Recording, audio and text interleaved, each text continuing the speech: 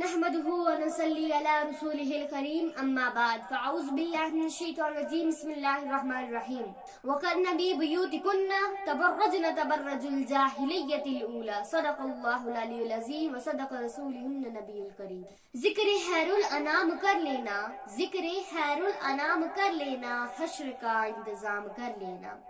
کچھ سننے اور سنانے سے پہلے ہے ضروری سلام کر لینا۔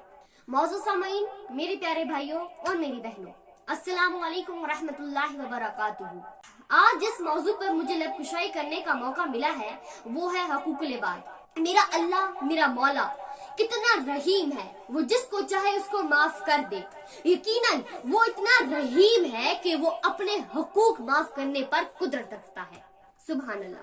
موضوع سامعین، ہمیں اس بات کی فکر نہیں کہ ہم حقوق اللہ کی بات کرتے ہیں، ہم نماز پڑھتے ہیں، ہم روزے رکھتے ہیں، ہمیں اس بات کی فکر نہیں کہ ہمارا بھائی ہم سے خفا ہے، ہمارے ماں باپ ہم سے خفا ہیں، ہم پڑوسیوں کو تنگ کرتے ہیں، ہم مظلم اور یتیموں کا حق کھاتے ہیں، گھروں میں جھگڑے فساد کرتے ہیں، لوگوں کا حق کھاتے ہیں، رشوت خوری عام ہے۔ یہ سب حقوق العباد ہیں۔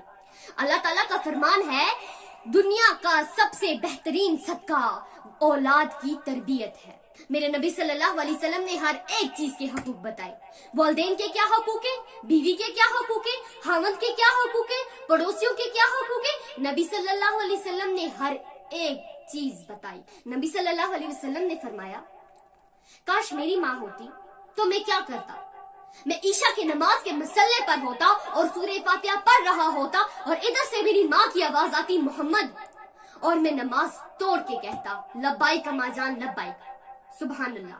سب سے بہترین مسلمان وہ ہے جو اللہ کے بندوں کو دکھ نہ پہنچائے۔